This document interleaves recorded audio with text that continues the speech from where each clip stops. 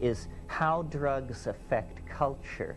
After I went through Jung and Iliad, my next port of call was McLuhan. And I absorbed very deeply the notion that media structure civilizations in ways that the civilizations are never aware of. And Jung, of course, talked about print and manuscript and electronic culture. He did not talk about drugs, but drugs are a form of media because information travels through the drug to the mind. That's a medium of communication. And various societies wear drugs like clothing with no awareness of their existence at all, somewhat in the way that a fish relates to water. So that, for instance, if you're in Dublin, you are swimming in the ambiance of an alcohol culture.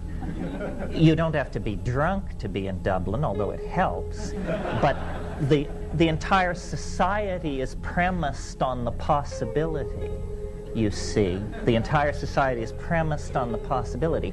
In India, the entire society is premised on the possibility of hashish intoxication, and social mores, building design, everything takes account of this. Cultures don't see this. We do not think of ourselves as a meat, sugar, alcohol culture. People do not walk around saying, oh wow, I'm so high on meat, alcohol, and sugar, you know, I can hardly stand it. But they are.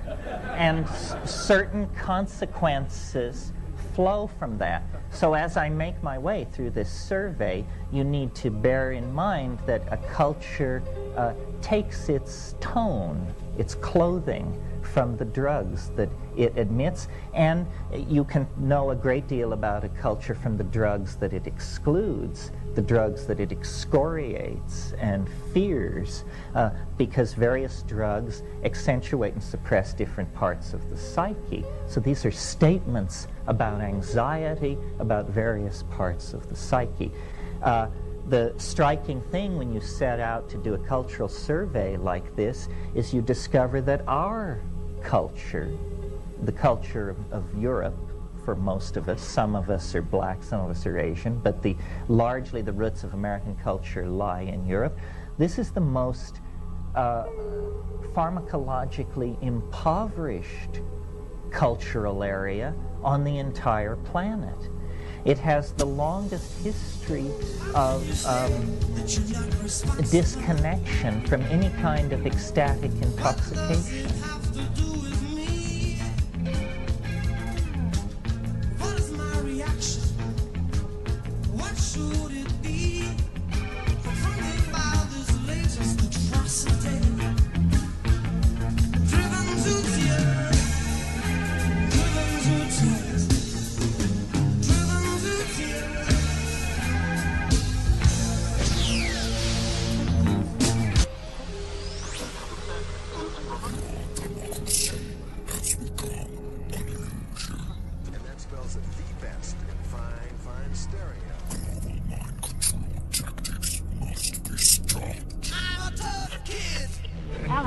Ladies and gentlemen. You're having a nightmare. What if it's true? Ladies and gentlemen. Alan, it's a possibility, isn't it? The very word secrecy is repugnant. Secrets? In a free and open society. And we are, as a people, inherently and historically opposed to secret societies, to secret oaths, and to secret proceedings. We decided long ago that the dangers of excessive and unwarranted concealment of pertinent facts far outweighed the dangers, constant, extreme danger, which are cited to justify it. Even today, there is little value in opposing the threat of a closed society by imitating its arbitrary restrictions. Even today, there is little value in ensuring the survival of our nation if our traditions do not survive with it. And there is very grave danger, extreme danger, that an announced need for increased security. What the hell is going on? This is Conspiracy Queries with Alan Barr. will be seized upon by those anxious to expand its meaning to the very limits of official censorship and concealment.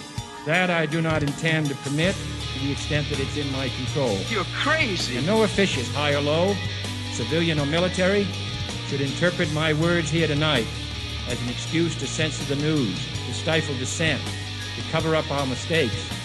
Isn't the Pentagon suspicious that all the building would blow up? Or to withhold from the press and the public I think you're just looking at things for the first time. the facts they deserve to know. You've had your whole f***ing life to think things over. What good's a few minutes more gonna do you now? The facts they deserve to know. They deserve to know.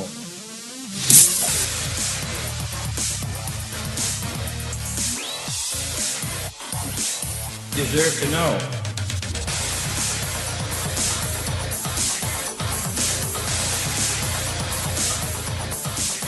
Welcome to Green Crush Conspiracy Queries with Alan Park.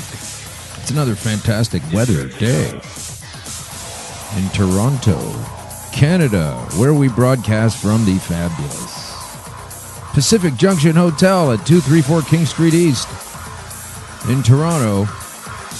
And, here's something interesting. You want to do this. They deserve to know. Those who have achieved unelevated existence, raise your fists. Raising my fist in the form of a series of collated data and facts, an empowerment of the truth, reaching forward, trying to turn things around from these politicians that are pretending we're having a democracy. They're pretending, and we're going along with it a lot of times. We're very upset about what's going on with America's democracy right now, what with Russia getting involved. Can you imagine if a different country affected the fortunes of another country? Yeah, that wouldn't happen. Hey, that's the beginning, Raven, so we don't have to close up yet. We're just starting. Welcome to the show. It's been another week of fantastic things going on, and strange things going on, and horrible things going on, hopefully. Yeah, I'm getting to it. Jeez, relax. I'd like to do a quick shout-out to some of the people involved in the show today. First of all, I want to talk about our guest. He is he's not anymore, but he was a police officer for many years, hence the music at the beginning, driven to tears by the police. All these little musical things have something to do with something. So if you're like a keener kind of geeky person, you know, like I am, there's always a reason for this stuff. So driven to tears by the police, because of course the lyrics for Driven to Tears are this is an atrocity, what are you doing? And it was the police doing it, and we have a police officer, former police officer. He's been on the inside of the system as a cop for a long time. Says he joined the forces for good reasons. He'll tell you what they are. His name is Dominick Izzo, and Dominick is he's done with being a cop. He's had enough of that stuff, and he's now going to be he's running for sheriff of Cook County. This is, I believe, it's the second largest county in the United States. Wants to be a sheriff there. Wants to bring a different way of policing to that community. And, of course, if you listen to this show and if you go through the back catalog, and if they do wind up putting my face to my voice and tying it together with my Google searches, I'm going to be in some kind of gulag a la Arthur Kessler's Darkness at Noon, the way things are going, but I don't care. I've detailed it heavily. Cops are involved at the top of Canada's inversion of cannabis laws. Again, this is not legalization.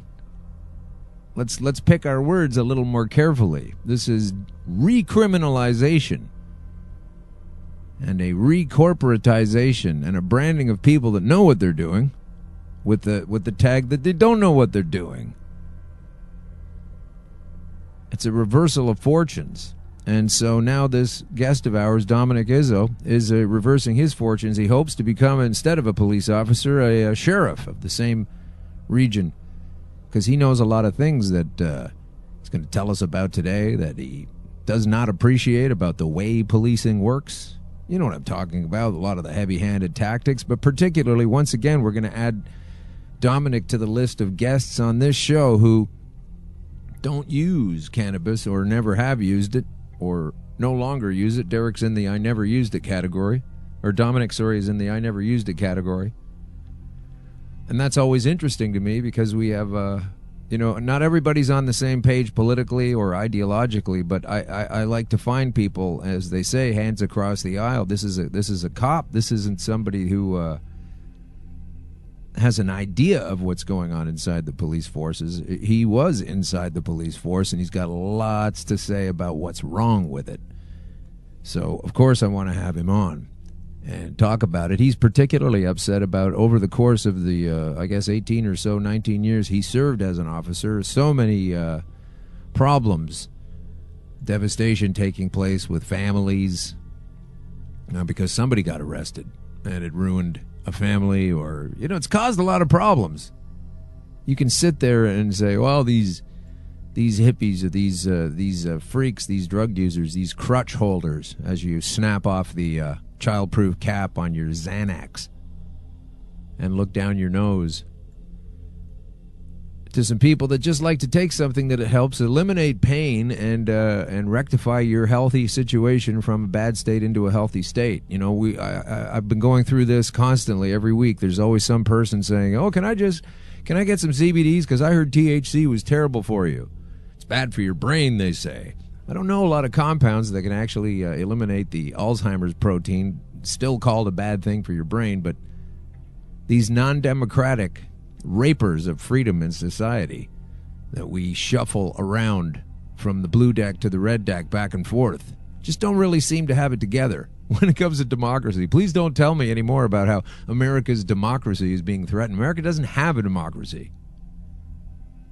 If you can name a country with a democracy, I'd love to know, because I'd like to live there. We play at it. We pretend we have this. But it's, again, Green Crush is about a plant and accessing it for your health and your freedom and your rights. It makes me feel better using it than not using it. Saved my ass from stage 4 cancer death. How about that? So that's how I got a little impassioned about this stuff. And it's never going to stop until I stop, however that comes to pass. Because there are thousands and thousands of people that don't even know they have passed over an opportunity to turn their life around using something that could actually save them instead of a toxic substance that probably won't. And we'll get to specifically what I'm talking about on that front right now. Why is this... computers, huh? Okay. Are we still in retrograde with Mercury? Does that affect a MacBook? I don't know. Hey, before we get going, a little cannabis makes the world go around, and these assholes just don't seem to understand that we are going to continue doing what we're doing. Because they're quashing our rights, and it's just not okay. It's not okay, and people are standing up now. This isn't like legalizing booze a long time ago, where finally it came in, it was like, okay, now you have to go to the special store, the liquor store, or the beer store, or whatever they've decided. People can do that, and it's fine, but no one's really thinking about how amazing it is to put a Grand Marnier or a Michelob. Just lost 2 potential sponsors to my weed show. There they go. No one's going to think that's going to help you with your back pain or clean your blood up to the point where, your cells are committing apoptosis, the cancer cells are killing themselves. No one's going to do that with alcohol.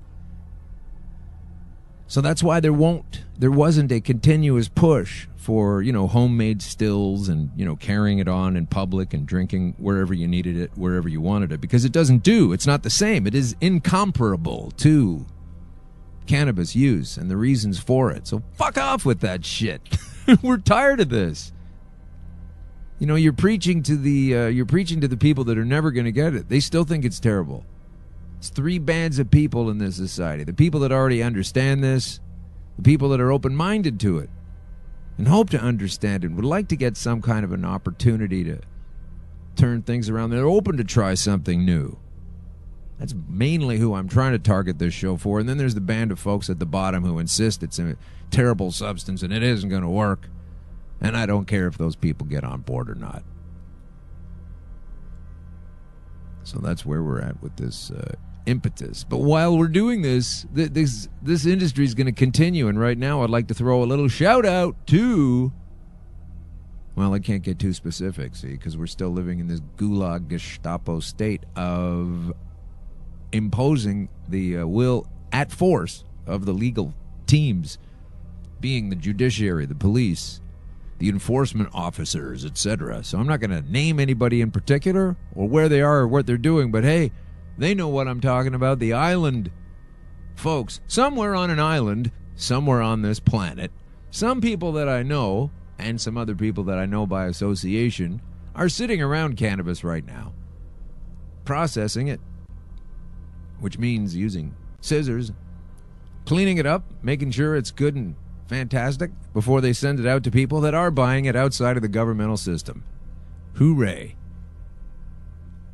Why would you want to do that? That's breaking the law. Well, there's all kinds of good reasons to break the law. Voltaire will tell you about that. As soon as that law becomes, I'm not going to say it. I can't even remember the guy's actual phrase. I'll just mess it up. But basically, if the law is wrong, you got to fight it. And that's why Dominick Izzo is going to be on the show today, running for Cook County Sheriff. And I wouldn't mess with this guy either. I mean, I'm kind of glad. He's left that light. He's left the cop life, and he's trying to do something else. Because I wouldn't want to mess with this guy. He looks like he knows what he's doing. He doesn't look like he's lost one fight in his life. Maybe he'll tell us otherwise. But hey, before we go too much further, I do have to say, thanks for watching us, listening to us. If you're on iTunes right now and you're subscribing to this show, either on the Green Crush platform or the Conspiracy Queries platform, same show. Okay, if that's what you're doing, good. But disengage and re-engage. That'll give us some numbers. We need some help here. We got to get some more people watching us because we're trying to get to the level where more people understand that this is a healthful property. And as soon as they do that, of course, YouTube is going to pull us off the air. So we are not going to be just on YouTube. We have other plans afoot. I don't still have all of the details on that, but they are coming.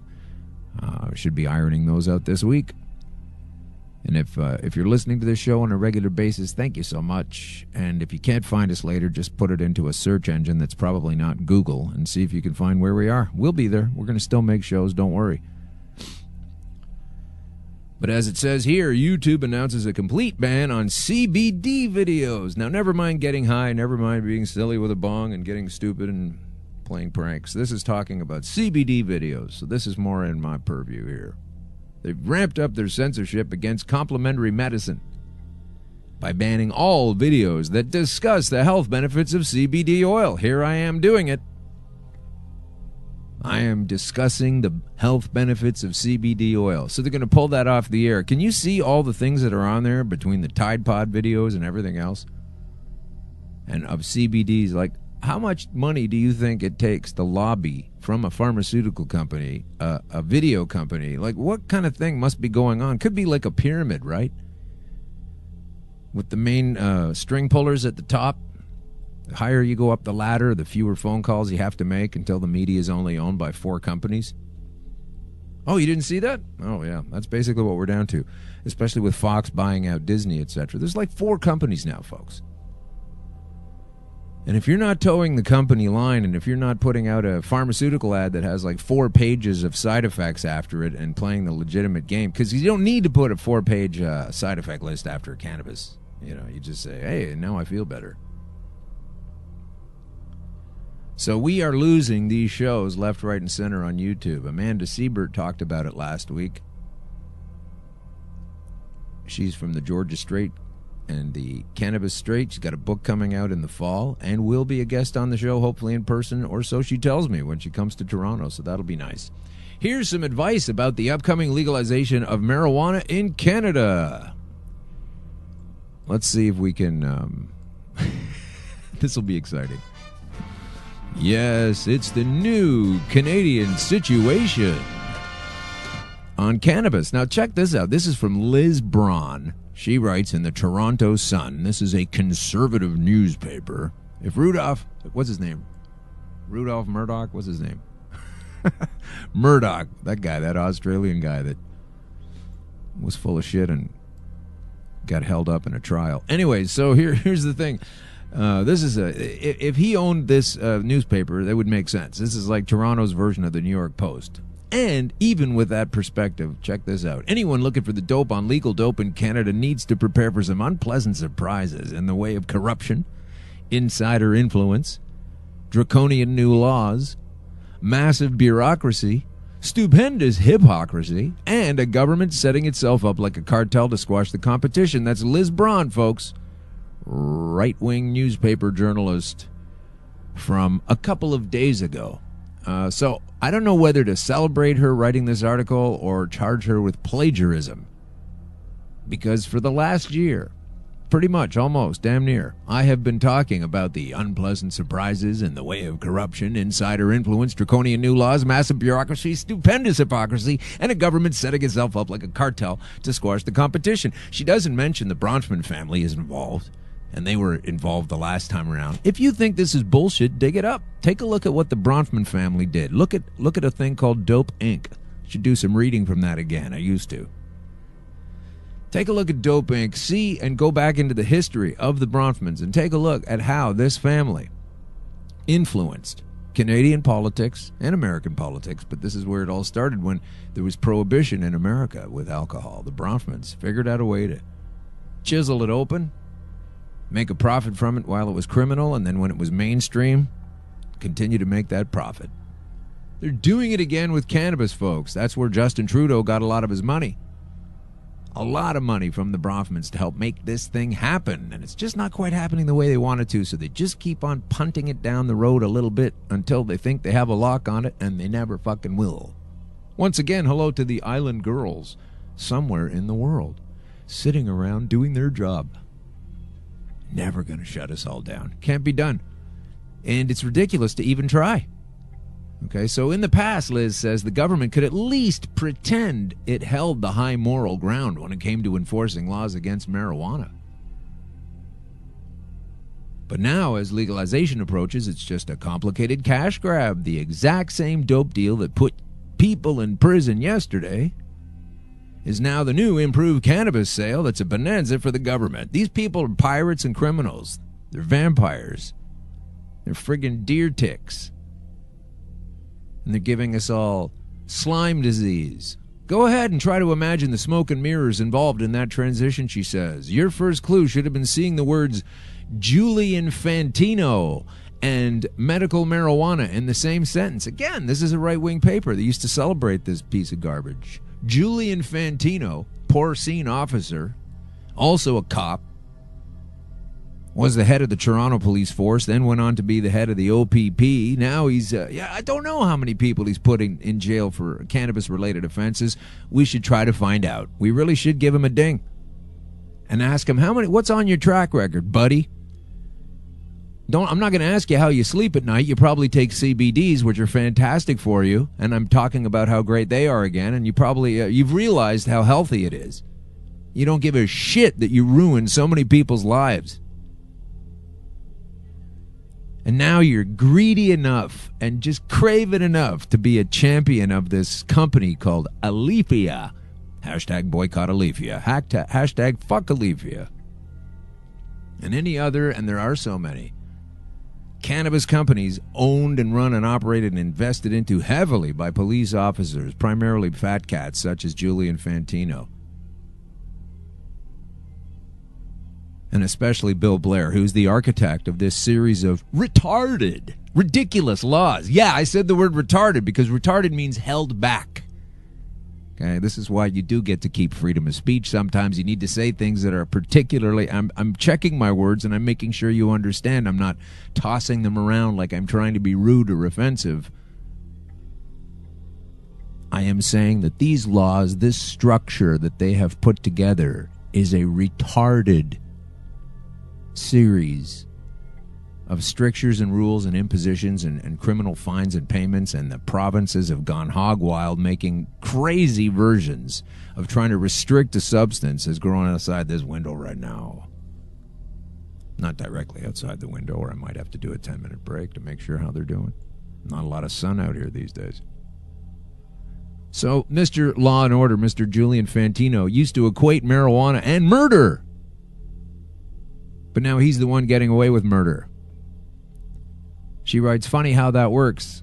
I would have edited that line out.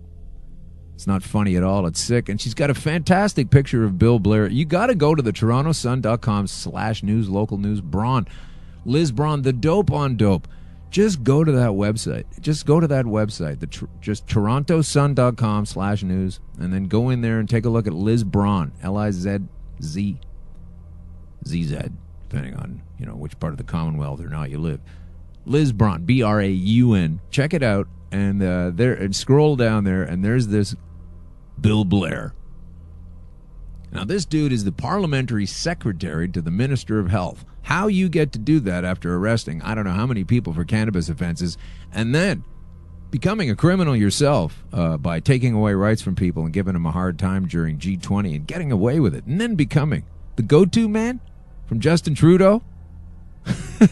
It's like, hey, we're going to legalize weed. Okay, let's go have the cops figure it all out, who don't know anything about it and constantly complain about what's wrong with it. It's just disgusting. I'm so tired of it.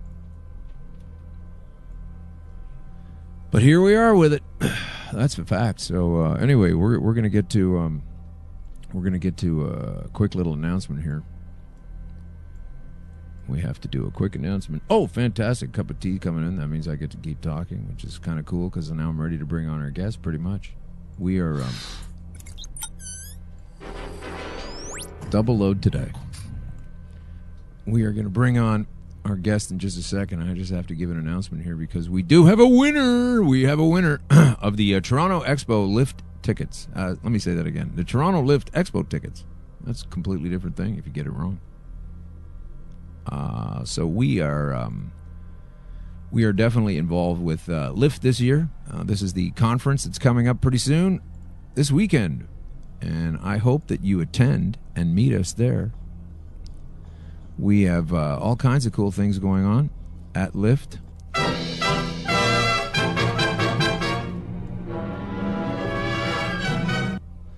Yep, and what we do have at Lift is, I can't wait to meet some of the people there. We are going to be enjoying a lot of cool things, but here's our winner right now, and I'll tell you about what we're going to do later. Amanda is in Hamilton. I'm not going to say her last name because of, the law.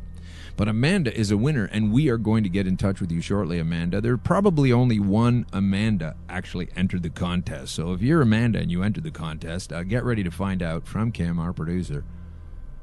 And we'd like to thank all the followers that we have on Instagram, Twitter, and Facebook for jumping in there. And what do we have here? The Toronto Lift tickets and Smile Canada CBD prize pack.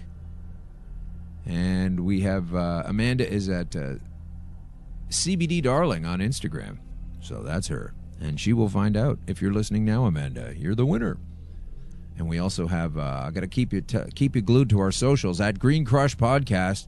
We have collaborated with Lyft, Hotbox Cafe, Shatterizer. Oh, boy, wait till we talk about that some more. There I am talking about CBD-related things again. And High Canada Magazine to bring our local listeners the granddaddy of prize packs.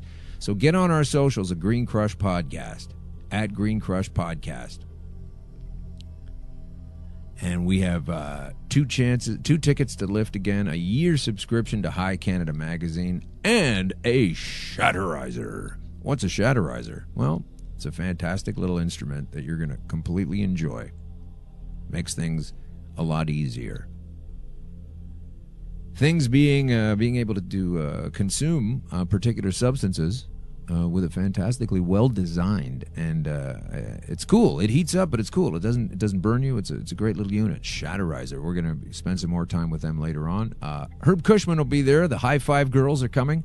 Ross's Gold Glass will be there. West Coast Gifts, Smile Canada, Noble Extracts, and many, many more. So we are at the Metro Convention Center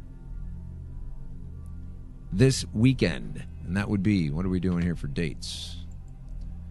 Well, you know the date. It's a Tuesday. So 25, 6, 7, something like that. This weekend, 25, 6, 7 of May. I can't believe we're almost into June, and look at this weather. My goodness.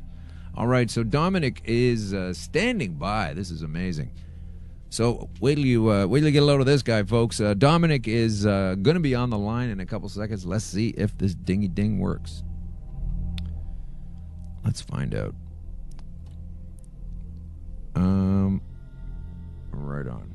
Okay. Let's give him a call. Come on, Skypey Dipe. Let's do it. There we are. This is going to be amazing, folks. If there's one thing I like, it's an accent.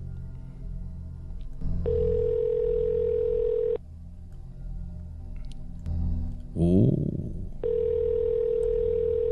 I did get a confirmation email, so I guess it's just going to keep ringing till he picks up, folks. This is live show stuff. This is stuff you never hear when it's pre-recorded. Unless you're listening to it pre-recorded, in which case we already did this before. Hi, you've reached Team Izzo, the Izzo Warrior Legion. Oh my goodness. LibertyOneTV.com and the Izzo for Show. How did that happen? I just texted him. Good gosh. This is what I like when it's live. Okay, fantastic. Now I'm going to text him. ... Hey there, I just called that same number and I got the answering machine. Now I'm sending that to him. This is top stuff right here. This is how live it is. In the meantime, it's not like I don't have other stories. Oh my goodness, we have too many things to talk about, and we'll get to it later on. So I'm gonna hope he calls back. I'm gonna call him back. I'm gonna do everything possible to get it happening for you, folks. This is going to be amazing when we talk to this guy finally. I'm sure there's some kind of problem. He had to buy a new phone on the weekend. We had a bit of a problem. It actually broke down in the middle of our pre-call. But I would have thought he would have been answering by now. Hey, the trouble with studying government-provided marijuana is it doesn't resemble cannabis, and it doesn't smell like cannabis.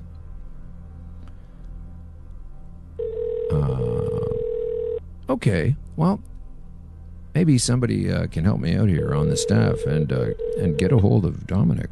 I just texted him during the show. He said he was there. Hi, you've reached Team Izzo. Hey, there he is again, but it's not really him again. Okay. I don't know what keeps happening to it. This is going to be weird because we might have to do a heavy news show, and we may have to stop booking Americans. No offense. Just kidding. Keeps happening with them. I don't know what's happening, but I'm sure we can get some help raising him. Let's see. This is kind of weird. This would be the part where they go and if you are like listening while you're doing things, this is the time to go to the fridge. This is the time to go to the fridge and maybe crack open a beer. And careful with the olives though, in the fridge, because sometimes the lid's not on, and then you take them out and they fall on the floor. And so look out for that. And you don't even need to be impaired to do that. How about now? Question mark. Oh, boy. Okay, I'm going to get a different number here, apparently. Oh, gosh, this is amazing. I just texted him at the same number a little bit ago. And, you know something? This phone issue thing sucks, but I'm so glad he's not a cop anymore, because if you really needed one and you're calling him and you can't get a hold of him, that's bizarre, wouldn't it be? Let's see. Okay, got a different number. This is the kind of shit I love to get out of the way when we're doing a fucking show. But anyway, hey, is he getting pissed off? Kind of a little bit. Okay, did we work this out ahead of time? Yeah. How come it's a problem? I don't know. Because it's not.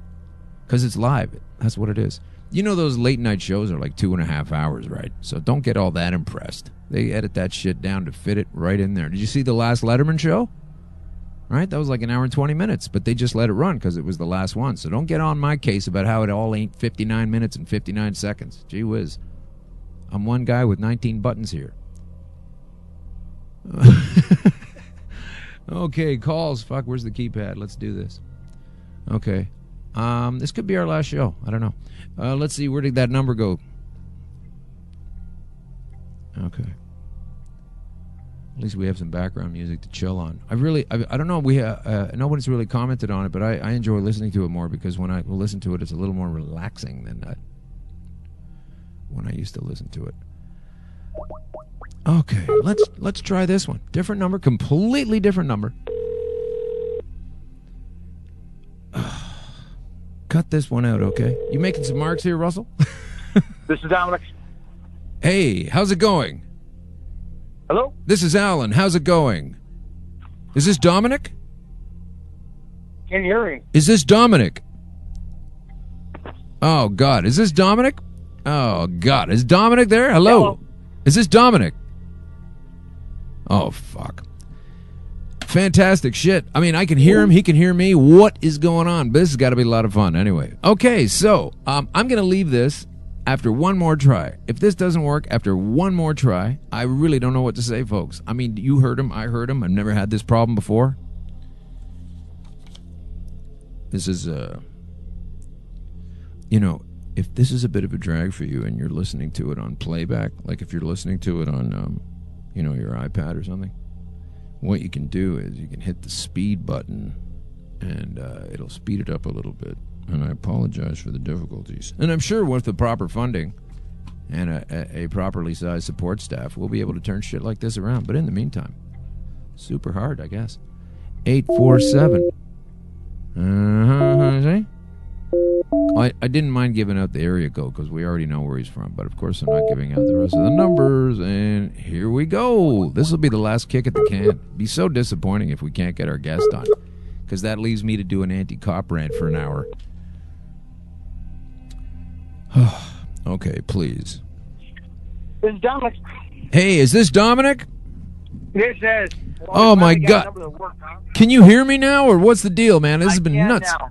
Okay, all right, fantastic. This is the last kind of time. This is a different number than we just confirmed on. Anyway, let's get that out of the way. Technical issues. Tell us about your phone on the weekend, buddy. What happened? Whatever my number, but the number I gave you was having an issue with the phone I got, and apparently this replacement one isn't doing any better, so I apologize about that. Okay. Well, I was just telling the folks listening that I was so thrilled that you weren't actually still an officer and that I really needed you, and I'm calling the wrong number and you're not coming. So, hey, listen, tell everybody who you are. We have Dominick Izzo on the phone. This gentleman is a police officer, I believe, began his career in 2001 as a cop. Is that right? No, well, there's part of that that's correct. So I began my career in 2001, and then I ended my career in 2016. So I'm no longer a police officer, but during that span, yeah, that's the role I played. All right. So when you started out, give us a little background. How old a man were you back then? 26. I was an anomaly, so I decided one day that I wanted to serve the public and create a better world for everyone else, and I decided that I wanted to go be a public servant. So I took a police officer test, and 4 weeks from the time I submitted my application to the time that I got hired was 4 weeks, and I spent 5 years at one department. Decided that I wanted to venture out into some other things because I saw law enforcement more as a business than a calling at the time. And I took 6 months off, and I went back to another department for almost 3 years. Had more of the same frustration. I took 4 years off, and then I went back, and I spent 3 years at my last department and saw corruption to a level that was absolutely unacceptable for me. So I left, and now I'm running for Cook County Sheriff, which is in Chicago, and it's the second largest county in our nation. Okay, what's the largest county in the nation then? Because I really thought that would have been in California. L.A. County. L.A. County, yeah, right, LA. Okay. So, just what I like to do with the guests, Dominic, is to just go back a little bit before their involvement with the topics germane to the show. So, before you were a cop, you say you were this is an anomaly. To go in at 26, is that what you meant, or was that too old, kind of thing, compared to the usual? No, I was an anomaly. No, I was an anomaly because I got hired my first shot. Oh, okay. 4 weeks. Everybody else took the 10 times. Amazing. So, why were you so good? Were you buzzing through the all the tests, no problem, or what was the story? Well, you know what? I think I had my ass kicked in the real world for a while. So I went in at 26. I didn't go in at 21. So I knew what it was like to struggle to pay my bills, and I believe that I do have superior social skills, and I know what it's like to treat people, how they should be treated. So I think I just I represented well what public service and community policing should be, and those are traits that I brought through with me into my law enforcement career. Okay, so you're a young kid in high school and et cetera, and you're moving forward, and you're telling me, I guess, by saying you've never partaken of cannabis before. This is a cannabis-themed show, obviously. You never took it back in those days, but what was your stance on it prior to becoming a cop? Were you just like, no, that's not for me, I'm not going to have any, but you didn't hold any problems towards those that did, or where were you socially with it? No, I came from the bar industry. I was a bartender, So, I mean, it was in our industry. I didn't partake in it. I'd never seen it, never smelled it. And it was just like firearms. I'd never touched a firearm before I went to the academy. So I had no experience with cannabis or weed, before going to the academy, and I was indifferent about it either way. Okay. I had seen far more people suffer from the evils of alcohol than I ever heard from weed. And I had known people who smoked it. It was not a big deal. Yeah. So you sound like a pretty clean guy. Like you probably don't take anything like that, right? Any alcohol? No, I started drinking beer within the last year or two, but that's it. Wow, really? That's amazing. People don't usually start drinking that late. That's pretty funny. I like that though. But so you were a cop on the force, and you say, I really liked your ideals. I mean, Dominick's got a lot of fantastic videos on his Facebook page, by the way, folks. If you're looking for the name Dominick Izzo, it's with a K at the end of it. Dominick, the usual spelling. Correct. With a K at the end, and then Izzo is I-Z-Z, or sorry, as we say in Canada, Z-Z, down the States, Z-Z-O. Dominick Izzo. Check him out on YouTube and on his Facebook page. This is the gentleman we're speaking with right now. So Dominick, here's the thing. You say you got into policing, and you had your specific reason, and you're so clear with this, and you're so, I feel, honest about it, and I don't think that's the same reason everybody gets in. So give us an idea why some people that you don't approve of wind up getting into policing, and what was your ideal? Like, what did you think policing was, and what were you trying to get done? Look, I tell people all the time, a lot of people ask me, should they be a cop? And I have a very specific answer I'm looking for when I ask people, why do you want to be a cop? And a lot of people, or most people, don't give me the answer I want. You can give me those generic terms, which everybody gives, which is, I want to serve my community, I want to put bad people in jail, and I want to serve the public, and that's what we all give. Those are the standard interview questions that you give, and, for the most part, let's not mix words. People want that badge, they want that authority, they want that ability to carry a firearm. It's extremely empowering. But what I want to hear from people, which is what I've learned, is that I wanted to go into law enforcement selfishly because it made me a better man. When you step up to the plate and you serve other people, you have no choice but to be the best version of yourself. You cannot give someone what you don't have. So you can't go out into the public and you cannot serve them if you are a lesser version of yourself.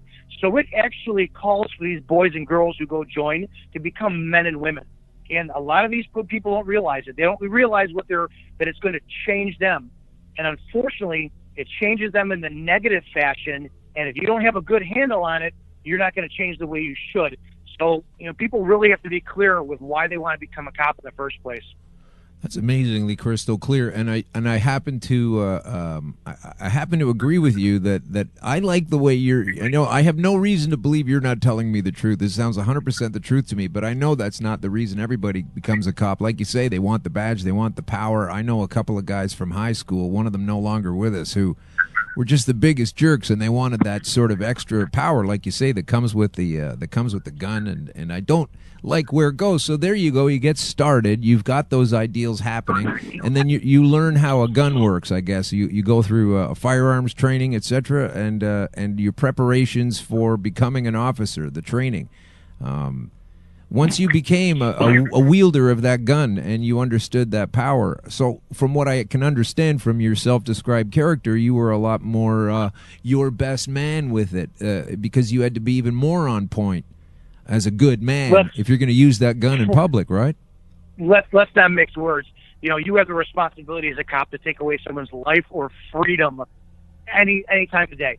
It can happen at any moment. You can take away someone's life, and you take away someone's freedom by stopping them on a traffic stop or putting them in handcuffs. It's an awesome responsibility. And think about this. Cops go through 3 months of training in the academy and then another 3 months of field training with an officer on the street. That's a total of 6 months. Yeah. My sister just graduated from, hair beautician school. She spent 11 months. Wow. 11 months and in order to learn how to cut someone's hair. So you got to tell me, I think we have a little bit of an issue here with law enforcement in our country.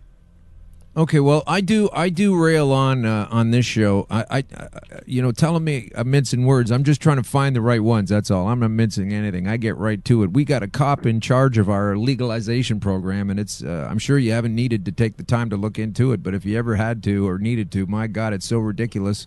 Only a person like you could probably understand how crazy it is. We had cannabis in a certain illegal frame of work, and then when they decided to legalize it, they went right to one of the top cops. But we'll get to that later. I wanted to understand, as you went through your career from 2001 on, back and forth, in and out, you present in your videos that you're getting more and more frustrated over the time with what you see is corrupt behavior. So let's not mince words. Let's not just leave it at the word corrupt. Tell us specifically what kind of corruption you're talking about. And, of course, you don't need to mention any names or badges. I'll believe it. So I have no problem mentioning names and badges. My issue came specifically from within my department. And it's too long of a story to tell. Anybody could really go online and research the things I've been involved in. But law enforcement, it's an animal that's taken a life of its own, and I blame the reason that it's gotten out of control on the citizens. And when people sit there and realize that you're giving this awesome responsibility to these men and women to take away your freedom, take away your life, but to serve you, and you don't get involved with them, you are left with what we have today. What I mean by that is, how many people I ask on a daily basis when I campaign, because people keep saying they want change, they want change, they want change. They want cops to go back to the Constitution and focus on that and stop focusing on government revenue generating. And I keep asking them, how many village hall meetings have you gone to? How many city hall meetings have you gone to? How many of your officers do you know that work your beat? How many department policies do you know? Well, none. What we do as citizens is we vote people in office, a mayor per se. A mayor will appoint a police chief, which in my case, for my last department, was appointed a police chief who had zero police experience. The man was a dispatcher. And then you have citizens who are then wondering why they have less than acceptable standards police officers on their streets, really just arbitrarily enforcing sometimes the most ridiculous laws for stats and points in a system that's going to keep them in positions that they want. A lot of the public just doesn't realize what the ongoings of a police department truly are behind the scenes, and that ignorance is costing them in the long run. Oh, that's for sure, yeah. Well, I think a lot of people don't realize as well that police departments, as you say, they're making money, or they're corporations. They're all individual corporations, and Pepsi wants to sell more drinks than Coke does. That's the same thing as any police department. Cities are corporations. Police departments are corporations, and you're right. I'm certainly guilty of that. I don't know as much about the police as I figure I ought to, and most people don't. But there is also, sometimes they have like a civilian overview board, and then the police, at least in this town or where I'm familiar with it, they get really upset about that. They don't want somebody who's not a cop involved in overseeing cops. So it gets to be a bit of a struggle when you even try to get involved. That's absolutely true. Absolutely true. And again, it really is a number on the people, our citizens. We got to stop handing over power. Everyone complains, and we know this. Everyone complains, and they all complain and whine and blah, blah, blah. When it comes down to time to voting or getting involved or even holding your government officials into accountability and remind yourself that they work for you, they don't do that. Yeah. We don't do that collectively. We vote for our party, and then we wonder why taxes and laws and everything is out of control, because we don't make our government work for us, and it's just how things go. Yeah, that's for sure. Okay, so let's go back in time a little bit again. You're a police officer, and so you're starting out you've done really well. You've graduated. You're this anomaly that got handed to it. You're obviously in fine physical form. I assume you were in as good shape back then as you seem to be now. At your, what are you, 40 something? And you must have been 43. So you were in good shape when you started, and then you're being a cop, and this is like, hey, cool, this is this awesome responsibility. I'm living up to being my own best man, etc. But then you start to realize things are going wrong. As far as the way you see them, what are these other reasons that guys become cops? Like, what are they doing? They're just abusing power, and they want to do that. And I guess you made a lot of enemies on your squad, huh? You know what? I'm a big mouth, and for the most part, I did my job just as well as anybody else. A lot of times better, and a lot of times worse. And the guys that I worked with, I know damn well that they loved having me on calls with them, but they'll be the first to tell you, Izzo's got a big mouth and Izzo's got an ego and blah, blah, blah, blah. And I do. I tell people all the time, people want to accuse me of having an ego and being borderline narcissistic. Look, I'm stepping up out of a county of 5.3 million people. There's the incumbent who's up for re-election and myself. We're the only two running. Wow. So if you don't have an ego, to run for that position, that you're not qualified for that position, you have to have one. So I absolutely acknowledge the fact that I'm a very difficult pill to swallow. But I know where my place is. And I know along the lines of the corruption fact of it, I just didn't agree with the path that things were going. I didn't agree with the fact that officers were being required to accumulate certain amount of points on a shift in order to keep themselves evaluated to a position where they didn't lose the shift that they were on, face discipline, become fired, etc., etc. Wow. That was stuff that I went, this is not right. And what it did, and I'll go back to this, and I'm hoping that your audience can follow me a little bit. I know. Oh, absolutely. Fast. Listen, we have time. You don't have to rush. We're good for time. This is all about, this isn't like a 5-minute hit. To give you an example. Yeah. To give you an example. People talk about quotas, and I used to say all the time, quotas aren't real. Yeah, they are. Just not the way that people think they are. In my last department, we had a point system, and you had to generate an average of 41 points per shift. So that at the end of a 3-month evaluation period, you had to average somewhere between 37 and 41 points. If you didn't get those points, you progressively faced discipline to where if you bid and you were on midnights and that's your shift you wanted, they would take you and put you on days until you got your points back up. Oh, wow. And then ultimately, if you didn't, you could face discipline, suspension, or termination. So ultimately, nobody wants that. Nobody wants to be uncomfortable. They want to work the shifts they want to work, right? Sure. Well, here's the deal. This is what the public doesn't realize. 41 points per shift. Now, the department sets the standards of points as, well, we're going to give you 2 points for a traffic stop, 10 points for an open door, 4 points for a misdemeanor arrest, 7 points for a felony arrest. And there's many, many, many more. But now when you look at it, now I'm not going to do 20 traffic stops in a night to get 40 points. That's a lot of traffic stops. Yeah. But what I can do is I can get, do I want 1 misdemeanor arrest, which will give me 4 points, or do I want 1 felony arrest, which will give me 7? So they start doing math. This is what happens. What happens is exactly what I said was going to happen, which happened with the new officer in my department. Officer pulled over a vehicle. The driver had cannabis on. So that's two points for a traffic stop. The driver had cannabis on him. Well, that's now an arrest. It's a misdemeanor arrest. It was small. A vehicle search was done. Those are more points done because these all accumulate through the course of what you're doing on your tour. Mm-hmm. Based on cannabis laws in Illinois, when you have smell of cannabis, that's probable cause to search an entire vehicle and every person and every content of. The passenger was searched. The passenger was found to have a single oxycodone pill on them. The passenger admitted, my mother gave this to me for back pain a year ago. I forgot this was in my purse. Wow. The passenger was arrested for Class 4 felony. Wow. Now, so that's a lot of points on one pullover. That's a lot of points, but how many lives were ruined? Do you really think that somebody needed to be arrested, taken to bond court in the morning, where they probably missed their shift for their job the next day, and now had a felony arrest on their record for having a single pill on them just because the officer needed points? But Go ahead. If the public doesn't start seeing and understanding the department policies and what their police officers do, this is going to continue. And then there's a lot of cops. There's a lot of cops then that are totally fine with that. Whatever. So you got I got 15 points off this guy. Great, save me a lot of time. Cops don't. I'm going to tell you.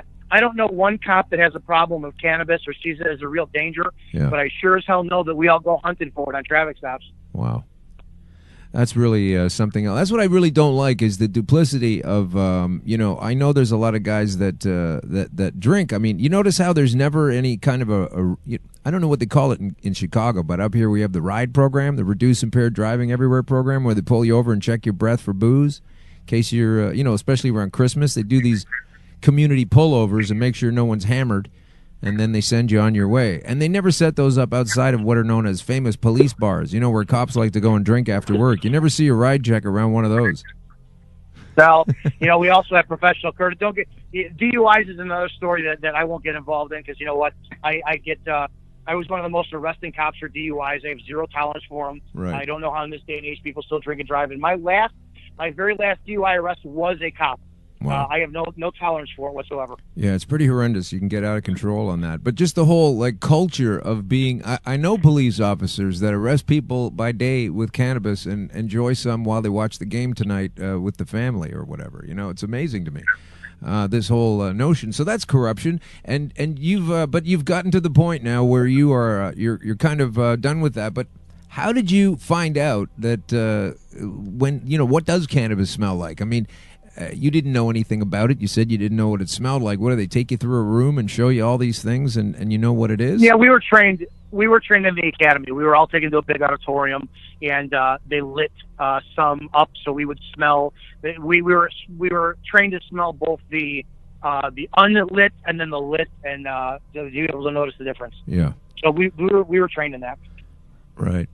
Amazing. So okay, so over the course of time, you're starting to realize, like, this is really messed up. Like, even if you were arresting somebody and you're going through, sorry, man, I have to do this. These are the thoughts that are playing through your head. Like, this is messed up. I really hate this, but I have to do this to you, kind of thing. Were those the things that started to lead you towards realizing? Absolutely. Yeah. Absolutely. I was actually disciplined for making a statement similar to that. The command staff didn't like the fact that I apologized to a guy. I said, listen, I got to arrest you. I kind of agree, blah, blah, blah. Oh, man, that was back in like 2003. Wow. Oh, I was seriously hauled into command staff's office and investigated for why would you apologize? Oh, that was a big scene for me. Yeah. Gosh. So now we get to the part where you've made a lot of videos. Now, a lot of these videos you made while you were a police officer, is that right? Or are they all made since you've retired? Yeah, they started back in 2015. In October 2015 is when I started doing them. We had back then we thought we were looking for 3 cop killers who were involved in the Charles G.I. Joe Glenowitz suicide up in Fox Lake, Illinois, and people can look at that if they don't remember it. And it was this nationwide attention for my area for 3 cop killers, and I started making videos, and because the community was just coming together more, and I didn't know what was going to happen, and my videos started going viral because here's a cop talking about the realities of law enforcement. And you had other guys out there making videos. You had like Mike the cop who was making humorous videos, and Officer Daniels who's making humorous videos, and then there's me. I was taking more of a serious approach, and it got me a lot of attention. Yeah. Well, it certainly. I wonder what they were saying to you in your station and wherever you worked at the time. Like, this guy's actually saying shit we really don't want him to say, and he's putting it online. Like, there must have been a lot of friction. It was very controversial. You can't impede on an officer's freedom of speech, and I was never representing the department I was with. And 6 months into doing it, because the chief at the time, he was just as much as a media whore as anybody else is. I kept hearing from my command staff, the commanders would walk out of a Monday meeting and say all the time, Chief is just, he's watching what you do online every day, just kind of calm it down, blah, blah, blah. Yeah. And I said, no, I'm sorry, I can't do anything. And then they affectionately came up with a social media policy 6 months after my video started, and which was affectionately known as the Izzo policy, which prevented any social media. And it got so bad to where the policy read, you can't have any piece of clothing identifying you as a police officer. So I took to my chief and I said, this is garbage. You're telling me I can't wear a hat, a blue hat that just says police across it, because that's going to be a violation of the policy. Wow. And it was a bunch of garbage. Yeah. I started to get attention. The BBC flew over here to include me in a documentary. MTV put me in an episode of one of their shows talking about the relationship between the black community and police. And when I started to get more attention than the chief, he started to have a problem with it. Yeah. Okay, now tell me about this. Okay, so when I was a younger guy, I'm older than you, but when I was a younger guy here in Toronto, we used to hear stories all the time of particular events of police brutality. So much so, there was actually a song written by a popular group at the time called the Pucka Orchestra, and it was called the Cherry Beach Express. And the reason they called it that is because there was a rumor, which of course later on did so come true, that police would gather up certain folks here and there and take them down there and beat the shit out of them and leave them there. And, of course, if you then told anybody that that's what happened to you, they'd all say you're a liar or you probably deserved it, or, they'd just make some kind of inference that you were criminal enough that that should be done to you, even though that's not what should even be done to a criminal. So there have been these incidents over time of police brutality, and it's been my theory that it's not really that there's been more and more and more of that going on. It's just that since 2009 or 10, since we've all had iPhones and et cetera, Android cameras, that we're just catching more of it. So with the last several years of your involvement on the police force, you were there prior to the personal cell phone situation. Then they came onto the scene. Did you notice that? Am I on the right page here, or what do you think about those kind of stats? Yes and no, and there's a level of accuracy to what you're saying, and I'm going to preface this by saying this. Now, defensive tactics or physical skills, hand-to-hand combat, that's my passion. That's my forte. That's what I was. I was the department trainer for defensive tactics. I'm 5'7", I'm 200 pounds, and I used to show up on calls looking like you did not want to test me. Right. Which means I was always squared away. My uniform was clean. I used to tailor my shirts so they hugged my arms a little bit more, so my arms looked bigger. I just didn't. I thought that by diffusing the fight off the bat was the best way to do it, because even in my 40s, yeah, I'm a guy. I don't mix words. I love to fight, but I don't want to. Two sides of it. Number one, I really don't want to do something to a human being that's going to hurt them. And on the other side of it, I don't want to get hurt by another human being. Yeah, so that's totally. first. Sound like Bruce Lee to me. You're talking like Bruce Lee right now. That's exactly his whole Jeet Kune Do, man. Right. The issue is that you have to have confidence in yourself. Here's the problem. This is where police brutality lies in. Number one, there's two sides. There's an A and a B, so we'll go with A. The public is literally ignorant. The public doesn't understand a use of force continuum. That's the command staff's fault for not educating the public.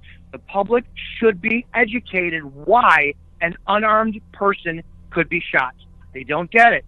Unarmed does not equal not dangerous. And that's a different topic in itself. Here's the biggest reason for police quote-unquote brutality that people don't get. Okay. And it is the fault of the officers. Now, I spent my own money training. I took my own classes. You talk about Bruce Lee and Jeet Kune Do. Sure. I'm actually a Wing Chun teacher.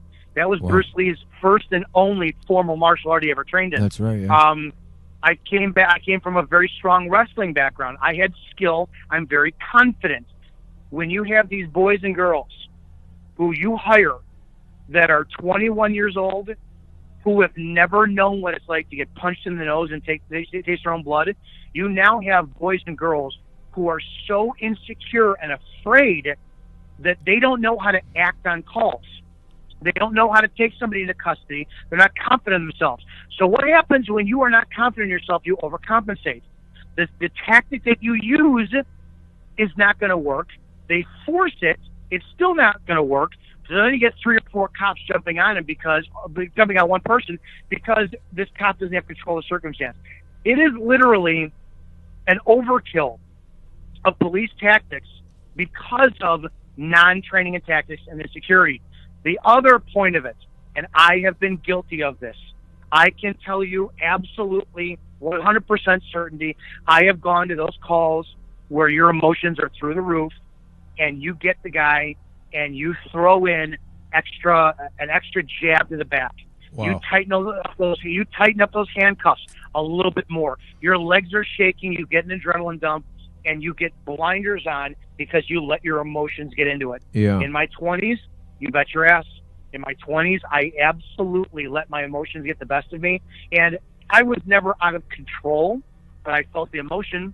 In my 30s and 40s, no, you mature, which is why absolutely as sheriff, one of the things I want to implement, I want to work with our state, Illinois Trainings and Standards Board. I don't think a cop should be a cop until he's at least 30. There's no way in hell. That's huge, today, Dominic. That's a huge thing to say. Think about it. Think about it. Do you want a boy in his 20s coming to your house to try and solve your problems in today's day and age with a millennial generation with no life experience? I don't want them. No, I agree. I just can't believe I'm hearing you say that. I mean, good luck with it. Wow. Yeah. You got to be seasoned. You got to know what's going on, right? I mean, a lot of these guys are afraid for their own life. They keep saying that. They say that's why they get killed. That's why they killed somebody. They were afraid for their own life. You know, I saw a meme the other day with a fireman. Says a fireman goes in there and saves your dog. A cop goes in there and kills it. Now, I know a guy that got his dog shot, a couple of people personally, and then you see it on the web. Somebody goes in and shoots a friendly little dog, you know. So here's what I'm going to ask you. You've got this moral compass that's been in evidence. That's why we had you on the show in the first place. That's why you're trying to turn things around and clean it up. Doesn't it give you the creeps? And did you know, guys, that they don't even have all that? They don't care. Like you're saying, oh, my God, I'm guilty of doing this thing. I'll bet you there's some other guys you worked with and know, maybe some gals too, who actually enjoy doing that. Sure. That's why. We had a, you know, and every department's got them. Every department has them. We had an officer who she was 100 pounds of body and 500 pounds of mouth. Wow. And she used to say constantly that she used to tell people on calls, go ahead and piss me off. I'm going to have 5 other squads here in a minute. And then we have to clean up her mess. You know, we had those. And the problem is we're not robots.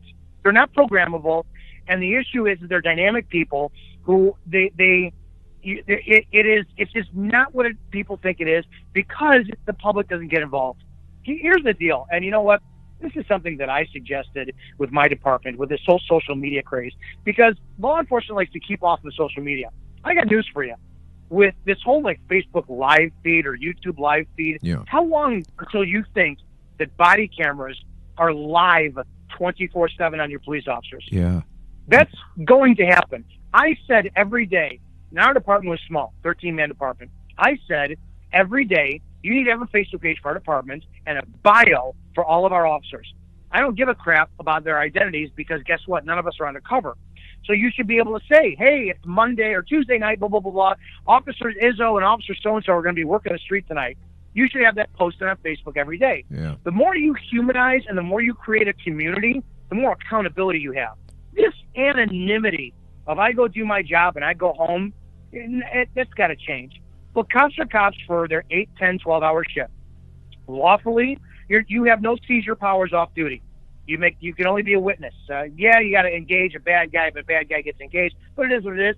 But you know what? I guarantee you, if there was more visibility and less anonymity, you'd have more accountability. Me, I stood out. I was the guy with gray hair and goatee. You know, I couldn't hide. I had tattoos. I didn't look like everybody else. Yeah. You know, but if you had cops who actually were forced to live in the neighborhoods that they worked in, including command staff, and have more visibility, I can guarantee you would have a far superior community presence. Well, that's the way it used to be, wasn't it? Now you got guys that don't even live in the region, so they kind of don't care if they shit and eat at the same place. Nope. You're 100% right. I remember as a kid, I remember the cops on my street, and I remember my mailman. Hey, I couldn't tell you who patrols my neighborhood now. You know what I remember? It's funny when you talk about your tailored shirts highlighting your biceps, etc. I totally understand that, and I've seen that on some cops here. I know I've come across them for a few different reasons. Fortunately, not my own arrest or anything. But when I was a kid, what I remember was that sleeves on cops were short. And they were baggy, they were loose, and these guys would be walking around the neighborhoods and downtown and stuff, and now they're all driving in cars, and we've gone through a progressive militarization of the police force. Now you say to get the community involved, okay, fine, but what's happening is, you know this, a lot of these hardwares are coming in from the military, having been used overseas or slated for that. And then they wind up going to the cops, and they've got these LAVs driving around and sound cannons and all this stuff, and it's like you're bringing all that military might that's used to invade other nations on questionable premises back home while we don't have enough money to build bridges and roads, etc. What do you think of that? I part of me, because I know what I was there for, I'm okay with that. I want to have that option to defend. I want to have that option for if all crap hits the fan, I want you safe in your house knowing that, yeah, my department has an armored vehicle that's going to keep your streets safe. The balance, and it's all about balance, comes in the power of the user. You can be militaristic looking like, and that all happened after that North Hollywood shooting. You know, that 41 minutes of that's when the cops had to step their game up. That's when you got rifles in the car. That's when body armor became a little bit more prevalent. It has to happen. That's the evolution of law enforcement. And what people don't understand is, you look at the 60s riots in Chicago, you had cops with batons, pistols, and German Shepherds beating blacks. So you had less equipment, more force. Today, we have more equipment, less use of force. They don't even use pepper spray. So you can have riot gear and everything. You don't have riots like you had back then. Back then, because what did cops have? It goes back to my original statement of less confidence and less confident in their ability. Why would cops use force when we can mow over a community at the snap of a finger? You don't need to. Your presence alone says we have a line to hold, and it's going to be held much easier. So I'm on that. You have to remember too. There's 3%. Let's generously say there's a 3% of people out there who just no matter what utopian society you want to create, they just don't want to conform. Right. You can tell everybody, hey, we're going to make all drugs legal. We're going to get all guns banned across the nation. But man, there's going to be 3% of the people out there who want to commit mayhem, murder, crimes, you name it. Yeah. You can't control them. No, that's the thing. Those are the people that you're designed for. Yeah, that is the thing. Okay, so I'm going to ask you some quicker questions now, but near the end of the show, we're running out of time. You've been so generous. It's been fantastic speaking with you. I hope you've been doing okay with it. We do. Of course, thank you. We do pay attention to what's going on in the United States, and I just want to ask you about a few more things before we let you go, if that's okay. You cool for time? Yes, go ahead. Okay, fantastic. So, on the notion of school shootings, sir, what's the big plan there? I mean, you got a lot of great ideas, etc. What about school shootings? I mean, this is obviously going on more than we can even believe now. Apparently more dead kids and teachers than overseas men on these military adventures. What do you think? What's going to happen? What should be done? Well, since I'm not allowed to go into homes and parent the kids the way they should be, the only thing we can do is we can offer prevention. Prevention in the forms of a barrier. I think that we have far too many retired, off-duty, and former military personnel that aren't put into use, veterans. I absolutely want to create a volunteer basis of putting retired police officers and military veterans on perimeters of schools as first responders. That's no ifs, ands, or buts. The only way to defeat violence is with superior violence. And if these kids, these evil, undisciplined, monstrous kids, because if you can't handle rejection and you can't handle the bullying in your school like we all could handle, you have a few screws loose. And the other kids and teachers need to be protected from that monstrous violence.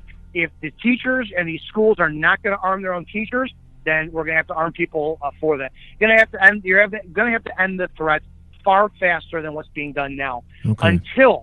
And everything has a balance, So the pendulum has to swing one way.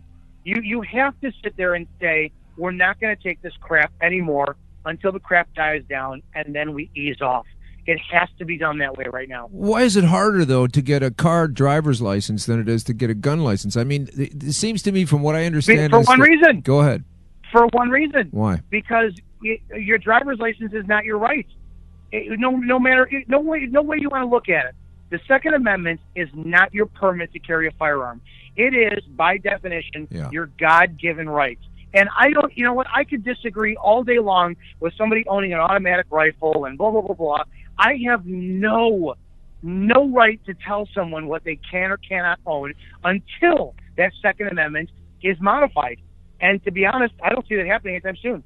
Yeah, but I understand that the amendment rules and that driving is a privilege and etc. But here's the thing. Let's go over to driving really quickly. I think there would be.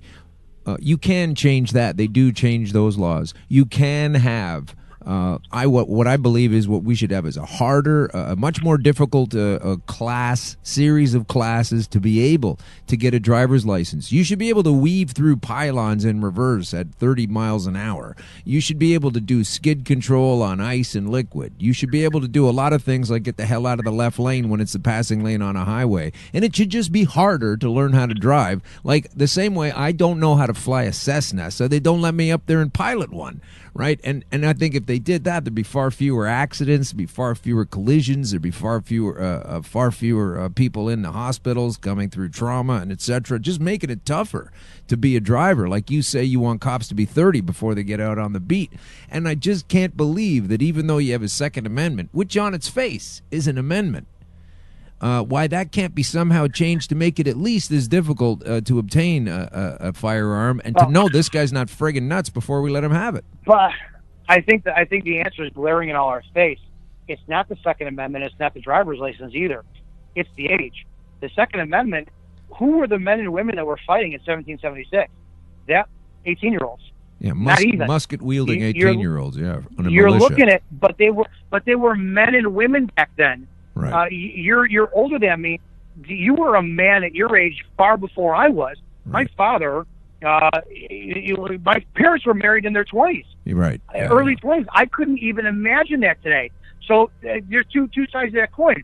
I don't want a 16-year-old. I don't want an 18-year-old owning a gun in today's society. But here's the deal: 18-year-olds can go in the military. I don't want a 16-year-old driving a car, but they sure as heck can. And then the other side of that coin is you can say all day long you can't drive until you're 20, can't drive until you're 22.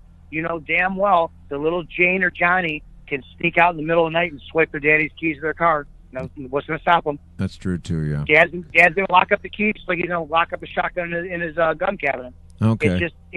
You cannot outlaw, you cannot ban, you cannot restrict human ingenuity. Well, we're just having a way. We'll always find a way. Our civilizations, if you want to call it that, and by that I mean we don't live that far apart, man. We're probably 5 or 6 hours away from each other by driving. And your country is having such an experience with kids and all kinds of people getting killed all the time. We are very similar to you up here, slightly different, but you know most of the corporations are the same. A lot of the premises are the same. And we don't have all these killings, and we don't have that same Second Amendment. But people, like you say, the bad folks are going to get the guns. That's not going to change. You're going to have some criminal going, oh, they changed the Second Amendment, so I guess I better. Oh shoot! Looks like we might have lost this dude. Oh no. Oh gosh. Yeah, hang on a minute. I'm gonna have to call him back. Something happened with my Skype here. Damn. Okay, hang on.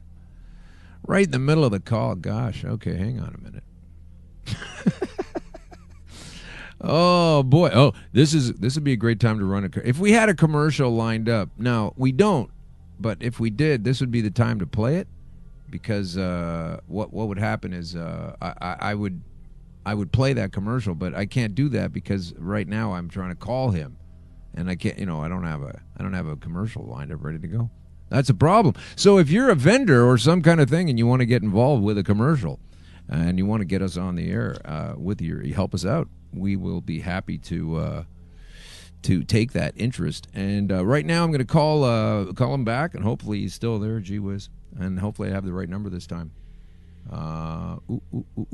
Yeah, what's the other number? Okay, here we go again. One more time. Do.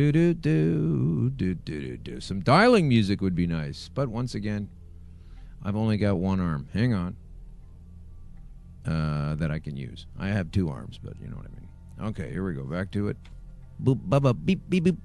Let's go, man. Let's have him there. Oh, so sorry. Hey, sorry, I think I dropped you there. Sorry about that. That's okay. I think it was my end, actually. Got some Skype trouble. We're back on a different line, and it sounds just as good, but it's okay. We were just at the end of something, and I wanted to, if we lost a bit of that question, sorry, I got a bit confused with the redialing, etc. Yeah, no, I think I was going to make a statement that I think that the major thing between all the countries and the gun issues is morals. I think that the United States is absolutely suffering in a lack of morals and identity, and we are going through such a tumultuous time in our culture of it's a free-for-all, and we have very, very little direction, very little self-respect, let alone respect for one another. Well, we're going to get into exactly what you're going to do to change that, because before we close out, which basically I want to do, and I'm sure you'll be okay with this, is I want you to spend me a little bit of time telling me about why we should vote for you if we're in Cook County, and what you think a lot of other folks in your position in different counties across America should be doing, because it sounds like to me, if you can get this thing done and challenge this incumbent, you might be able to bend some other ears in some other regions that need the help just as much as you do. But hey, before we get to that, is there any truth to this lowering of the IQ standards for hiring of police officers that came out about sometime just, 15, 20 years ago? They raised it to where there was a 4-year requirement for college or a 60-hour requirement for college. I never went to college, so I had to find a department that wasn't testing for that. And I think they're starting to see that just because you have a college education doesn't make you more street smart or more personable. I tell people all the time, you want to have better quality cops, you better start hiring more bartenders and car salesmen and retail people. Those are people who are dependent on your dollars for a living. And if they give you bad service, well, guess what? They don't get paid. So you have people who automatically, regardless of the interaction with you, they're always going to act better with people than those who went to college for 4 years and have no idea how to interact with people. Wow. Yeah. Okay, well, that makes sense. A couple more questions, and we'll get right to your pitch. So there's corruption on the force, and there's problems, and then a police officer does something that he absolutely should not, and then the public is shocked, and then they freak out and they get angry, and maybe there's a protest, and etc. And I'm describing incidents that have been going around all over, not only your country, but ours as well. We wound up killing a guy inside of a streetcar, which is basically a bus with train wheels on it. Nobody was in there. 15-year-old kid with a knife. Anyway, that cop actually went to jail. He's got a 3-year sentence. And so what I'm going to ask you is, why is it that so many times when it seems hands down, for sure, and I know you're going to say the video context may not reveal all, but sometimes you'll see a video and you'll say, wow, that guy just killed that guy or did something horrible to that woman. Why is that officer not being fired, A, B, charged with something? And usually what they do is they sit home watching NASCAR and they're getting their police pension while they're suspended. How does that work? Why is that okay? So one thing to put the public's mind at a little bit of ease is, I know out here in my area, people always complain about cops being put on paid administrative leave. Right. Here's something you have to understand. Well, here's the deal. If you are put on paid leave, okay, let's just say you're put on unpaid leave. If you are put on unpaid leave during the course of the investigation and then come back to find out you're guilty, you can't be punished. Your punishment was the unpaid leave. If you are put on paid leave during the investigation and finds out you're guilty, you can face further punishment. Wow. So the public doesn't know that. Again, that's the public's fault for not getting more involved in police procedures, union policies. Unions make it very difficult for cops to get fired. And here's the deal. I'm huge on armchair quarterbacking. I think that more cops need to step up to the plate, watch a 30-second clip of a cop and say, that looked like garbage. And you know what happens is I get so swarmed with hate comments when I say, man, that cop was in the wrong. Well, we didn't see the entire clip, and how can you turn on your, I will never second guess an officer, blah, blah, blah. Maybe if more cops started commenting and second guessing and saying, you know what, you shouldn't have hit that unarmed black woman 18, 20 times with your baton. Well, we got to see what the rest of the video says. Maybe that cop and more cops out there would say, you know what, I don't want to be the next person featured on Facebook or YouTube. Yeah. I need to do my job a little bit better. It all boils down to training. Cops don't know that if you violate and you are tried and convicted of violating somebody's Fourth Amendment search and seizure, you spend 2 years in prison at a federal penitentiary. Wow. That could mean, ooh, I want to pull that guy over. I can't find probable cause. I'm going to stop him anyways and then make it up. You do something as little as that, and you get caught, you get investigated, you get convicted, you go to jail. Cops don't know that. I didn't know that until the last 3 years of my career. Wow. The famous thing cops say, hey, your mouth is about to get you arrested. Right. I said that forever. I used to use that threat all the time. If I ever followed through with that and somebody took the court on that, I don't care if somebody shot their husband and yapping at me on the scene. If I said, your mouth is about to get you arrested, and then they kept going, and then I hooked them, and their lawyer found that out, their lawyer could have said, officer, you didn't take my client into custody for shooting their husband, did you?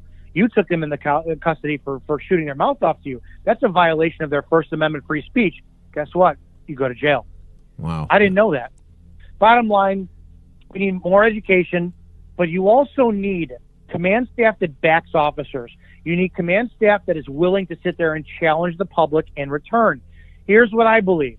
I believe that a command staff that better takes care of their officers, provides more from them, creates an environment that officers will not want to risk losing their job. They will actually have a career that is worth preserving. And on the other side of that spectrum is it will be much easier to get rid of bad cops because you've created an environment for their success. If they fail, it just weeds them out that much easier. Amazing. All right, sir. You're running for sheriff. When's the election? And tell everyone listening around the world, but particularly the folks of your region of Cook County, why you need to become the sheriff. And what are you going to do when you get there, and how are you going to address some of these issues? Take some time. No rush, but I do want to hear it. I'm not a politician. I've said this from day one. I'm no admin, and I'm no management, no command staff. I think and still act like a first responder. The sheriff does not serve the people, and people in any county need to understand this. Stop electing people who come across and shine you on for your vote based on what you want to hear. You have to elect a sheriff who says, I'm going to put the officers of the department first above you. The reason being is I'm not on the streets, I'm not in the courts, and I'm not in the jail taking care of you. You want officers who are better equipped, better trained, and better treated by their sheriff because they're going to treat you better. They're going to know the laws better. They're going to deal with you better. They're going to interact with you better. Secondly, when it comes down time to the difference of why you need a non-seasoned politician, it's because we're not afraid to lose. We're not afraid to piss you off, and we're not afraid to piss off the powers that be. We're there to do a job that we're running on, and we're that much easier to vote out if we don't do that job. I tell people, my first day in office, first day, day one, hour one, my jail's going on lockdown. Cook County is the largest holding facility in the nation. It's going on lockdown. Right now it's in chaos mode, and the inmates literally run the asylum. Until that jail is back in order with the officers running it, it's going to be staying on lockdown. The first month, I'm creating with all 100 and some odd, there's more than that, with all the agencies in Cook County, all the municipalities, I'm going to create a commonality, a task force, if you will, to where we're going to start putting more deputies on the streets to make the resources available for the municipalities. So in other words, like in LA, you got LA County or LAPD and the LA County Sheriff. LA County Sheriff runs the show out there. Unfortunately, out here, Cook County Sheriff has been a joke for several decades. What's going to happen is we can't just go take the streets back. What we have to do is we have to say, we are here in a role to serve you. How can we back you up? How can we offer assistance?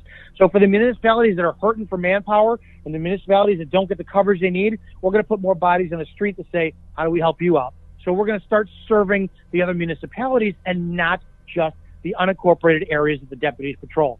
I have a list of things on the department that I want to do.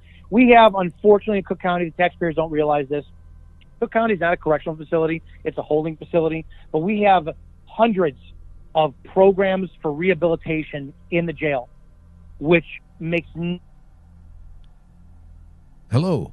Oh, no. Hello? Oh, no.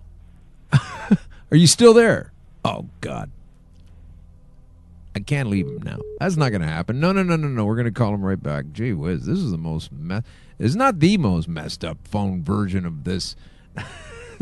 Not the most, but still crazy. I can't... Where did you lose me at? I don't know. You were just closing out. You were just saying you have the most... Well, then you the most what? Well, we have the most... We have more... programs in the jail for rehabilitation in an area that men and women don't require rehabilitation. So we want to put programs on the street to prevent people from coming in jail in the first place. Right. The bottom line is that the Cook County's been running ass backwards for a very long time. It's fully democratic. I absolutely know for a fact that what we do is we use our black and minority communities for their support, for their votes, and we abandon them. And it's got to change. We've been doing things backwards for so long, and I want to go in, clean house, because I'm not politically corrected or politically correct or politically connected. Nobody owns me. I go in, and the best part about it is everything I've said has either been in a video or on paper, so it can be held against me. Sure. And guess what? If I don't follow through, I get to be voted out of office. You're done, yeah. So that's okay. So tell us what's wrong with your opponent. Now, maybe I don't want you to dump on this guy and do what they call negative campaigning, whatever. Or do it. Just tell us why he's no good. I refuse to dump on him. I've never met him. I don't know him personally. Okay. But you don't take your pregnant wife to your mechanic. Right. The problem is the people of Cook County elected a man with zero law enforcement experience. He had no police background whatsoever. He has some great ideas. that have no place in a paramilitary organization. It's just as simple as that. Right. Well, listen, you've been fantastic, man. We got to get going. This has been really cool. I hope we can get you on sometime. Now, when's this election coming up? November 6th this year. So you're campaigning. That's basically what you're doing all year, huh? Yep. So the last year I've been doing it, and every day we're just not stopping. How does it look for you? Does it look realistic? You got a shot? I'm going to tell you flat out. We're still having the process to get on the ballot. We have to collect signatures and submit them by June 25th. I'm going to tell you flat out. We get on that ballot, and we're winning this election. Well, that's fantastic. Listen, I hope you won't blow us off a small time once you actually hold the office of sheriff. I'm going to give you some time once you're a winner in there. We're going to call back and tell you ask you what kind of things you've been changing and how it's going. Would you do that once you get office, if you get in? That's the point. Love him or hate him, the one thing that Trump did better than anybody else is he bypassed the media and he's utilizing Twitter. We want to continue to use this Facebook and social media platform that I have and bring that inside of the county, so that other agencies can see where are our strengths, where are our weaknesses, and where we can improve on. Look, I'm running for a very selfish reason, and I don't mix words about this. I absolutely want my term in office. I believe in term limits. I want to go in, do my job, and leave and have people say, holy cow, he ran on an idealist campaign, passionate campaign, right, for the people campaign, and he used transparency in his office to make a difference, to set up for the future generations of the men and women who work there. Well, I'm looking forward to it. You sound like you're right on top of it. You really do. I'm looking forward to. Are you having any debates with this opponent? Will you? No, there nobody. We've asked, and we've offered. No debates. No one wants to debate. No debates. This guy. And what party is he in? Democrat. We're running as an independent, so he's a Democrat. Amazing. All right. Before I let you go, a little bit of fluff. We just like to have some fun. I like to understand people. And I just want you to tell me a couple of things. Real easy. Give me your best favorite or police movie or TV show, and the worst one. Have you ever watched movies and TV? What do you think's good? What's not entertaining or otherwise? I can't stand cop. I'm addicted to SVU. That's whatever that is. Special Victims Unit. I binge watch that on Netflix because it's just entertaining. Right. But I can't stand watching cop shows because they're kind of inaccurate. You know, I'm like everybody else. I watched Super Troopers and laughed my ass off because it was funny. Yeah, that's a good one. But the problem I have with a lot of media, or like law enforcement stuff is cinema and whatnot is it creates a bad light for law enforcement. And man, we really got to go back to the humility side of it. Yeah. It is walking tall and walking soft and carrying a big stick. And we just gotta, you gotta do your job when you gotta do it. But you gotta remember that Sir Robert Peel's 9 Principles of Policing, number 7 says it: the police are the public, and the public are the police. We gotta return to that, because before your career, you were a citizen. You're gonna spend X amount of years doing it, and then you're gonna go back to being a citizen. You can't forget where you came from. Okay, well, it sounds like you're trying to build up to Turner and Hooch. Okay, well, fair enough. I never saw that, but okay. Check it out. It's a great dog, a lot of fun. Listen, Dominick, I've enjoyed our conversation very much so, okay? We don't have every single thing in common, because if you heard my entire back catalog, I shred the cops all the time because I'm only ever able to deal with the ones that are doing the bad things. What's wrong with that? Well, there's nothing wrong with it. I'm just saying it's great to talk to a guy who's on a different plane, who does, it's like we're a Venn diagram here. We have a lot of political differences, we have a lot of opinionated differences, but just about everything you've talked about on the show, I agree with, you agree with, and I like finding that common ground, as they say, hands across the aisle. And it's been a great pleasure speaking with you. You too. And the bottom line is your experience will always be yours, and it's never mine. Exactly. It's my job as a human being. If I want to get better, don't I have to listen to you? And shouldn't I pick apart what you're passionate about and what your viewpoints are and file them into my methodology and try to be what you expect and try to be better than what you didn't get? Yeah. I mean, that's the only way that I'll improve as a human being. Well, that sounds like a quest that you're on. So once again, we are similar. That's all I ever wanted to do. Once I found out, I don't know even if you realize why I started this show, is because I was slated for destruction courtesy of stage 4 cancer. And when they gave me 0 options at all, other than taking a painkiller to fade out on my last 10 to 12 months of existence, which I was guaranteed would be the end of 2014. And then I turned to cannabis, and then it worked, and here I sit in pretty damn good condition, thanks. I don't want to take you on in any kind of martial arts experience, but at least I'm still here. I'd show up to the ring. I was guaranteed I was done, so I knew that was bullshit, and when I started to really learn how this worked, I didn't want to keep it a secret anymore. I didn't want to hide the fact that I was ill with this terminal disease, and I didn't want to hide the fact that I was using a quote-unquote illegal substance which grows outside in the flower box to save my life, and I'm sick and tired of people going to jail for this. Yeah, we didn't touch upon that. I am 100% pro the decriminalization of cannabis, and one of the things I put in there is my officers are going to stop arresting for individual quantities for personal use. It's just not going to happen. Well, that's amazing. Well, thank you so much. Until Illinois gets this on track, we're done with it. I really appreciate you being on. Good luck with your efforts. You're certainly clear in your points, and I don't want to challenge you on the ballot either. I look forward to seeing how this thing goes, and we're going to get you back on after you win and give you some time with it. And if we're still on the air up here, we're going to find out how you've made some progress with these changes. Okay, Dominick? Thank you. I appreciate you having me on. All right, man. We'll talk to you again. Thanks very much. You got it. Have a great day. You too. Hey, everybody, that's Dominick Izzo. This guy used to be a Chicago police officer. Now he's running for sheriff of the second largest county in I guess in North America, really, because I don't think we have a county bigger than Cook County, perhaps, or sheriffs for that matter. Who knows? Anyway, that was a fun time for me. I really enjoyed it. Different points of view all over the place. And before we get going on today's little show, we do have a few more news bits to offer. It says here that most oncologists in Cannabis Daily is writing this, cannabisdaily.co, most oncologists feel unprepared to recommend medical cannabis for cancer treatment. Study says. I love all these studies that they just, it's fait accompli. Of course, you don't need a study to know that most oncologists feel unprepared because this stuff has been hidden and repressed. A new survey among oncologists or cancer doctors in the United States has found a majority say they don't know enough about medical cannabis. Cannabisdaily.co. This ain't news. I know. I'm just teasing them, but this is news to a lot of people, I'm sure. Why doesn't the doctor do this?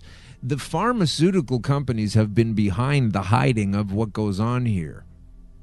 Okay, so they don't know anything. By the time they get around to it, they're going to realize, oh, this has been going on for some time. The effective medicinal properties of cannabis has been going on for some time. So, of course, they can't recommend it. But some of them are, and more are turning to it. Especially when you have people like Dr. Michelle Ross and Dr. Sam Malachi writing books about it. And Lester Grinspoon writing gigantic marijuana rediscovered books in 1971. You know, we got to stop bypassing these legal entanglements that leave us screwed for this easy access medicine. The researchers mailed 400 randomly selected medical oncologists in 2016, which is a million years ago in cannabis awareness, and asked them questions about their level of knowledge about medical cannabis, their prescription practices, and whether they recommend, discuss, and feel sufficiently informed about the drug. And, of course, the answer is no. They don't know anything about it. But come on over here and jump on this chemo needle. It's amazing. They don't really know anything about it. And then they'll tell you how bad it is and that it doesn't work. Here's an article that kind of bugged me, but I also liked it. From dailypost.co.uk, cannabis smokers are far less of a threat to society than drunks. Thanks for the compliment. It assumes or infers that there's any threat at all. So this is capitulation. This is the official side of the story, giving ground. The North Wales Police and Crime Commissioner thinks that drugs like cannabis should be sold in off licenses. Arfin Jones. I'm going to leave that right there. Arfin.